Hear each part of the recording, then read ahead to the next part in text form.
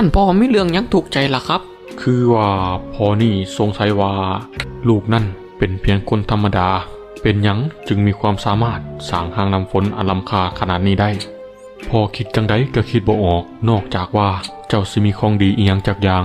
ท่านพ่อมีเรื่องกุมใจซ้ำนี่เป็นหยังจังบ่บอกลูกคือลูกนี่บ่ได้มีเจตนาสิปิดบังพ่อดอกสาเหตุที่ลูกสามารถสร้างหางน้ำฝนที่เฮ็ดจากทองคำมาได้นี่ที่จริงแล้วลูกได้เลี้ยงแมวตัวหนึ่งไว้อยู่บ้าน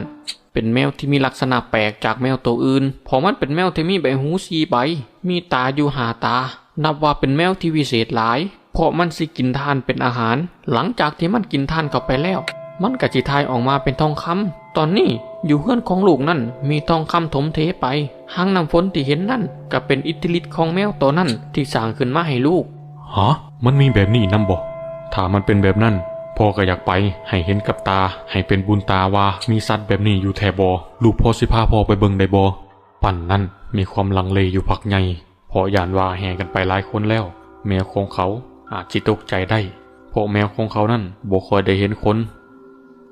แต่พอคิดไปคิดมาปั้นก็บ่อยากขัดใจพญาเพราะจังไดเขาก็ต้องเอาแมวเขานั่นเขามาอยู่วังนำอยู่ดีเขาจึงได้เฮ็ดตามที่พญาขอเสาร์มือต่อมาปั้นก็ได้พาพญานั่นไปที่บ้านของเขาเพื่อไปเบิ่งแมวแม่มุกนี่มันก็คุ้นๆอยู่ได้ครับ